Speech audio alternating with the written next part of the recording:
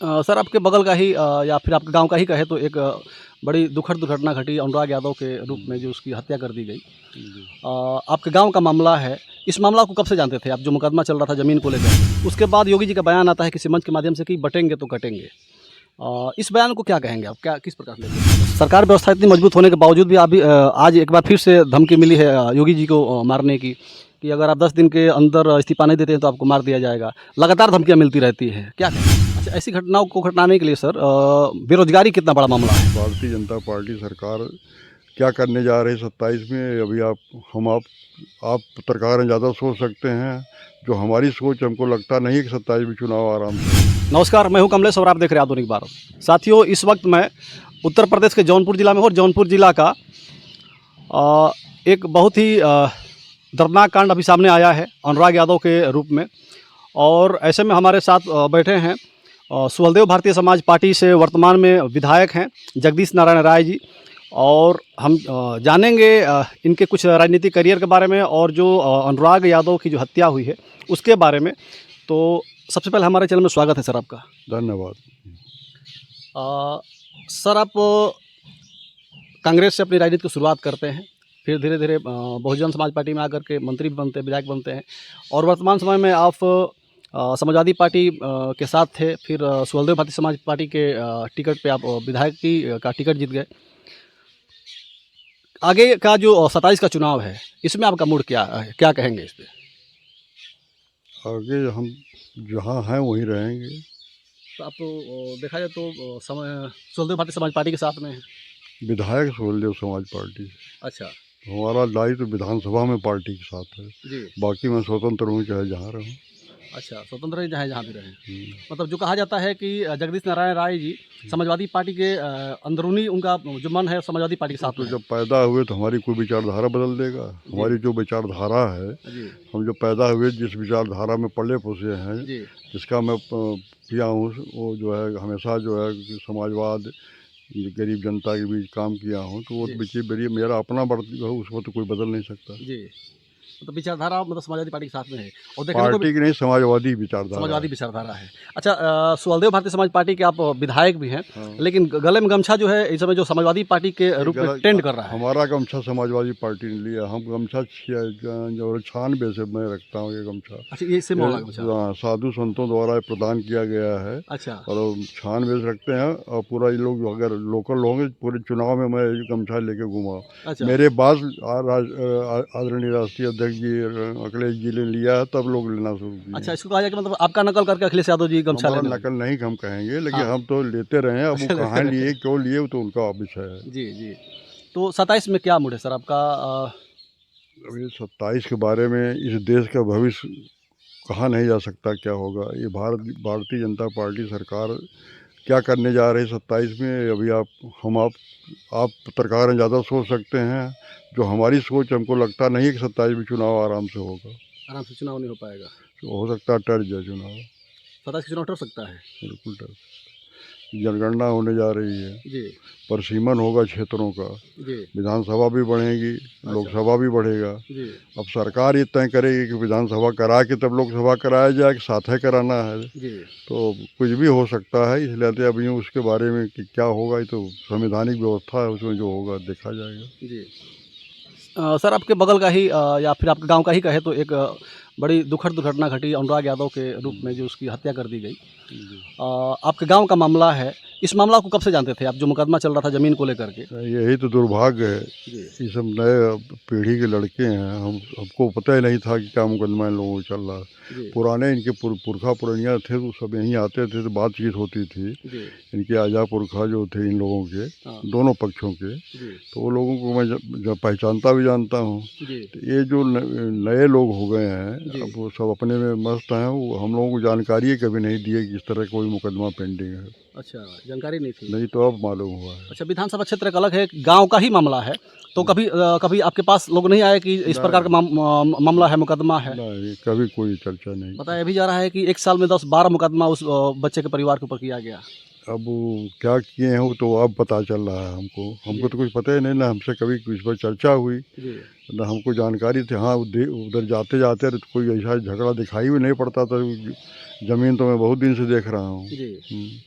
अच्छा, तो घटना के बाद उस परिवार से मिले कितने दिन मिले थे आप सर? नहीं, घटना के दिन में तुरंत गया था वहाँ परिवार वालों से, फिर शाम लाश हो गई पोस्टमार्टम के बाद। दूसरे दिन उसके पिता, पूरे गांव के लोग आए थे, बातचीत हुई है उससे। जी तो अभी मैं उस मुकदमे का कॉपी मंगाया हूँ कल पढ़ने के लिए, क्या मुकदमा है। जी। अच्छा, सर, ऐसे मुकदमा, ऐसे मामला मतलब पूरे प्रदेश और देश में बहुत सारा मामला है ज़मीन को लेकर के। कहा जाए तो बहुत सारा मामला है जिसकी वजह से रोज़ हत्या, मार पीट, तमाम प्रकार की घटनाएं घट रही हैं। और आप एक विधायक भी हैं, सरकार के साथ भी है, तो इस प्रकार के मामला को सर घटना घटने से पहले नहीं सुलझाया जा सकता था? बिल्कुल सुलझाया जा सकता था। ये कहीं न कहीं ये लापरवाही है। जी अब शासन की कहा जाए कि शासन तंत्र की कहा जाए कि नीचे के भ्रष्टाचार को कहा जाए। वो ज़मीन ऑलरेडी ग्राम समाज या बंजर की ज़मीन है। जी। उस ज़मीन में सबका अधिकार है। सबका अधिकार है। हाँ, तो उस ज़मीन को कोई एकाधिकार लगा के प्रयोग करके और इस तरह से जघन्य कृत्य कर रहा है, तो ये कहीं न कहीं तो प्रशासन के ऊपर प्रश्न लगेगा ही। जी। हुँ, प्रशासन के ऊपर प्रश्न लगेगा। हुँ। अभी देवरिया में कुछ दिन पहले जो मामला हुआ था प्रेमचंद यादव को लेकर के, इसी तरह कोई सामाजिक ज़मीन थी या कोई भी ज़मीनी मुकदमा मामला था, उसी को लेकर के उनको हत्या कर दिया गया। फिर उनके तरफ से 5 लोगों को हत्या कर दिया गया। उसके बाद वहाँ पे बुलडोजर चलाने की बात आई, ज़मीन से बेदखल करने की बात आई, और ऐसे पूरे प्रदेश में होता रहता है, बुलडोजर चलता रहता है। जब कोई मामला होता है तो उसके परिवार के ऊपर, उसके घर के ऊपर बुलडोजर चल जाता है। तो हम ये जानना चाह रहे थे आपसे कि सरकार कुछ ऐसी नीति क्यों नहीं निकाल लेती कि अभी भी जितना अवैध ज़मीन है, जो सरकारी ज़मीन है, उसको खाली करा ले, पहले ही कोई मामला न हो, इस प्रकार कोई घटना न घट रही। ये सरकार का नीयत और नीयत दो चीज़ होती है। जी नीयत तो सही है, एक्ट बने हुए जी। हैं, रेवेन्यू एक्ट जो नया भी आया है जी वो अपने आप में काफ़ी परिपूर्ण है। जी लेकिन नीचे के स्तर पर वो मॉनिटरिंग सरकार नहीं कर पा रही है। जो नीचे के हमारे तबके के लेखपाल, कानूनगो, नायब तहसीलदार, एसडीएम, जी डीएम तो बाद में आते हैं, जी जिनका सीधे संबंध होता था ये ज़मीन जायदाद की सब झगड़ों में आके मौके पर देखना, जी। अब ये देखने को मिल रहा है कि कभी भी हम नायब तहसीलदार को क्षेत्र में घूमते हुए नहीं देखे नहीं हैं। देखा। जी अब स्थिति आगे सब लोग बैठ गए हैं घर, जी तो इस नाते ये सब मामले बढ़ते जा रहे हैं। जी अगर हल करना होता तो आगे 2 मिनट का काम ही हल हो जाएगा। जी ज़मीन ना पैमाइश अब वही होने जा रहा है। जी ज़मीन की पैमाइश होगी, ज़मीन कितनी है, क्या है, जी किसके नाम से है, किसके कब्जे में है, क्या, ये सब डिसाइड हो जाएगा। जी। अच्छा, ये जो घटना घटी है, इस पे क्या कहेंगे आप? नहीं, घटना घटी है, वो बड़ा परिवार बहुत संपन्न रहा पहले, लेकिन आज की आर्थिक स्थिति उसकी सही नहीं है। जी गांव के लड़कों ने काफ़ी मदद किया, अकाउंट वगैरह खोल दिया, लोग उसको पैसा दे रहे हैं। जी हमने कल पत्र लिखा मुख्यमंत्री जी को आर्थिक सहायता के लिए परिवार को। जी फिर जाएंगे, प्रयास करेंगे कि उसके बच्चे हैं, कोई कहीं न कहीं कुछ एम्प्लॉयमेंट मिल जाए तो अच्छा है। जी। अच्छा, आप वरिष्ठ नेता हैं सर, और इस प्रकार घटना न घटे, इसके लिए क्या संदेश देंगे आप समाज को और नेताओं को? देखिए, अब अब हम थोड़ा उससे अलग हट के राजनीति से बताएंगे कि ये सब चीज़ें जो है अब बिगड़ चुकी हैं। जी और नीचे का स्तर पे इतना बिगड़ा, इतना भ्रष्टाचार, इतना मतलब कुप्रशासन हो गया है जी कि इसके लिए अगर ऊपर से हम लोग विधानसभा में इसको उठाना चाहते हैं, जी बहस करना चाहते हैं, जी लेकिन मैं वहाँ नियमों के हवाला दे के बहुत सी चीज़ें हम लोग आवाज़ नहीं जाता। जी इस पर एक व्यापक चर्चा की ज़रूरत है जी विधानसभा स्तर पर। जी। और इसके लिए जो नियम बने हुए हैं हमारे, उन नियमों का अनुपालन कैसे सुनिश्चित किया जाए, इसके लिए कोई अच्छी सी गाइडलाइन नीचे तक आनी चाहिए, जो डीएम से लेकर और लेखपाल तक उसको पालन करें, जी। तब सारी घटनाएं बच जाएं। तो सारी घटनाएं बच जाएंगी। अच्छा, कहा जा रहा है कि उत्तर प्रदेश में जीरो टॉलरेंस की सरकार है, जैसे प्रकाश योगी जी बोलते हैं। देश में शांति माहौल है, उसके बावजूद भी लगातार घटनाएं घटित हो रही हैं। देखिए, दो तरह का माहौल होता है। एक तो कुछ लिमिटेड गुंडा टाइप, अराजक तत्व टाइप के, वो तो नहीं है। मान लो उनको आपने 2 4 10 नामनी थे, उनको ख़त्म कर दिया। जी लेकिन ये जो गांव घर ये नई पीढ़ी है, जी ये नहीं डर रही है। नई नई युवा पीढ़ी जो है ये मोबाइल और इंटरनेट इस सब के माध्यम से डर नहीं रही है। एक बहुत बड़ा अराजकता का एक तत्व उभर रहा है, हर गांव में, हर क्षेत्र में देखने को मिल रहा है। अगर इन पर पर्याप्त सरकार ध्यान नहीं देगी, इनको रोका नहीं गया, तो आगे चल के यही लोग बहुत बुरे हो जाएंगे। जी सर, जैसे बता रहे हैं कि जो युवा है वो बिगड़ रहा है, तो इसको युवा को सरकार किस प्रकार से मोटिवेट करे, क्या करे कि ये लोग मतलब आगे चल के इस प्रकार का घटना घटित ना करें?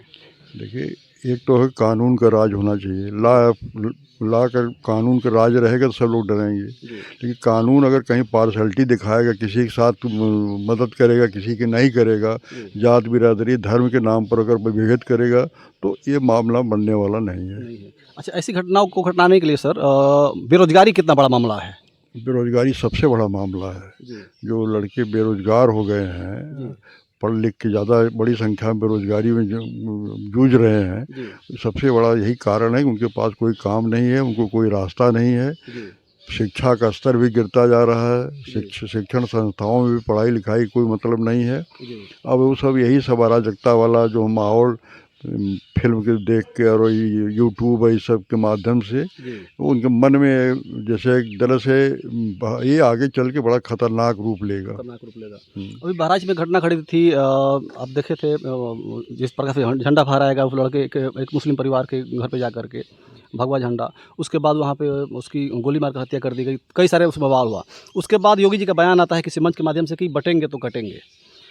इस बयान को क्या कहेंगे आप, क्या किस प्रकार से लेते हैं इसको? अभी योगी जी बोल रहे हैं बटेंगे तो कटेंगे, तो ठीक है, बने हुए आपस में एकता रहनी चाहिए, बटना नहीं चाहिए, जहाँ रहे सब लोग एक रहें। हाँ, ये भी कहा जा रहा है कि अगर दिवाली मना रहे हैं तो दिवाली का सामान उसी जगह से लें, उसी दुकान से लें जहाँ पे हमारा पैसा जाए तो दिवाली मना सके। ऐसा है कि ये चीज़ें संभव नहीं है। अगर इसको संभव करना है तो बहुत व्यापक कई साल तक, जो हज़ारों साल से चली आ रही, मुझे देखने को तो मिला है कि चाहे काशी हो, चाहे मथुरा हो, चाहे अयोध्या हो, वहाँ हर धर्म के लोग, अब मुस्लिम जिसको इंगित किया जा रहा है, उसी धर्म के लोग ज़्यादा काम करते हैं। उसे सारी दुकानें उन्हीं लोगों की हैं, वही बेचते हैं, वही बनाते हैं। तो तब इसके लिए या तो फिर बड़े पैमाने पर सफाई करके उनको रोक दीजिए, कानून बना दीजिए, नियम बना दीजिए, तभी तो संभव है। नहीं, संभव नहीं, एक खोखला नारा रह जाएगा। तो बटेंगे कटेंगे और दिवाली मनाने के सामान उसी जगह से लें, इसमें कितना अंतर, इसमें क्या कहेंगे? कहीं ना कहीं फिर बांटने की बात हो रही है यहाँ पे भी सर। बटेंगे कटेंगे, ये बात समझ में आए, किसको कौन बटेगा कटेगा? हिंदू जिसको कहते हैं वो बटेंगे कटेंगे, कि किसको कह रहे हैं? उनका मकसद है कौन बटेगा, ये नहीं समझ में आ रहा है। तो या तो मुसलमानों को संदेश दे रहे हैं कि तुम लोग एक रहो। अच्छा, मुसलमानों को संदेश रखेगा भाई, इसका अर्थ दोनों यही हुआ ना। अपने यहाँ जो अपना जो हम लोग तथाकथित हिंदू कोई शब्द नहीं है, हम लोग तथाकथित जो हैं, जो मुस्लिम से अलग वर्ग, तो तमाम जातियों विभेदियों में तमाम बटे हुए हैं हम लोग हैं। तो हम लोगों को कहा जा रहा है कि एक होइए, तो बटेंगे तो कटेंगे। तो पहले वो उसका कोई प्रारूप दिखाइए कि एक शादी ब्याह हो, खान पियन हो। आज भी इतना जातीय प्रथा इतनी नीचे तक दबी हुई है, गई हुई है कि लोग अभी एक दूसरे के साथ घुल मिल के रहना पसंद नहीं कर रहे हैं। अच्छा, परसों का एक अखिलेश यादव जी का बयान आया है कि जिसकी जैसी विचार उसका वैसा नारा, और उन्होंने लिखा है कि जुड़ेंगे तो जीतेंगे, उनका बयान है। देखिए, वो बड़े नेताओं का बयान है, वो अपना बयान अपने राजनीतिक रूप से दे रहे हैं, और वो अपना, हो सकता है उसके पीछे उनकी कोई थीम हो, हम उस पर कोई कमेंट नहीं करेंगे। अच्छा, सरकार व्यवस्था इतनी मजबूत होने के बावजूद भी अभी आज एक बार फिर से धमकी मिली है योगी जी को मारने की, कि अगर आप 10 दिन के अंदर इस्तीफा नहीं देते हैं तो आपको मार दिया जाएगा। लगातार धमकियाँ मिलती रहती हैं, क्या कहेंगे इस पर? हम इस बात को हमारा व्यक्तिगत राय है कि ये सब बातें कहीं से गलत, मतलब अफवाहें हैं। ये बात में बहुत दम नहीं है। तो कौन कैसे कोई मार देगा किसी को?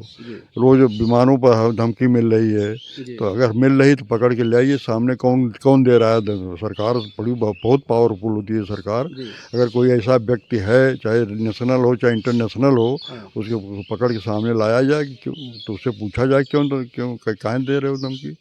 लेकिन ये बातें बहुत या तो सिरफरे लोग कर रहे हैं, या तो इसका कोई बहुत वजूद नहीं है। अच्छा, इस सरकार में सर कहा जा रहा है कि कहीं ना कहीं गुंडा माफिया को ख़त्म कर दिया जा रहा है, ख़त्म कर दिया जाएगा, मिट्टी में मिला दिया जाएगा।